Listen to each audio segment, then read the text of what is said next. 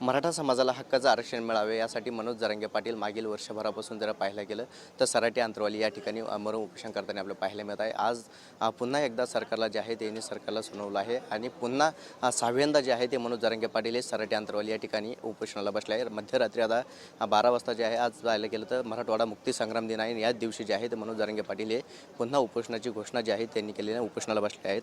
माझ्यासोबत बोलण्यासाठी स्वतः जरांगे पाटील आहेत। पाटील काय सांगाल, पुढील भूमिका कशी असणार आहे? नाही, आता शेवटी आमरण उपोषणाला बसले, आता काय भूमिका काय, सरकार शेवटी सत्तेवरती ते येत, सत्ता गरीब मराठ्यांनी त्यांच्या हातात दिली, आता मालक ते झालेत, आता मालक ठरवतात द्यायचं आहे का नाही, मराठ्यावर किती अन्याय करायचा आहे, मराठ्यांचं किती वाटोळं करायचं आहे। 83 क्रमांकाला मराठा आणि कुणबी एक असून दिलं जात नाही, बाकीच्यांच्या पोटजाती उपजाती म्हणून आरक्षणात घातल्यात। पूर्वी थोड्या जाती होत्या, आता 350-400 जाती झाल्यात। मराठ्यांची पोटजात कुणबी होत नाही का?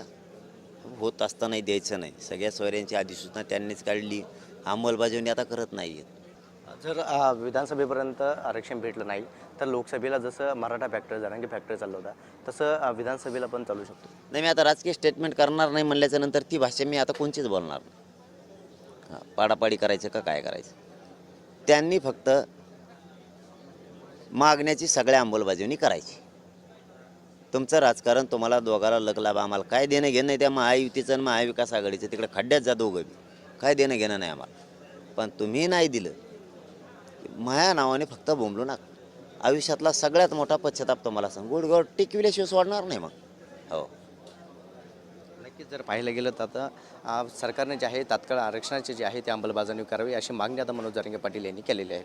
कॅमेरा पर्सन शिवा दयानंदसह विजय चिडे, सराटी अंतरवाली, जय महाराष्ट्र।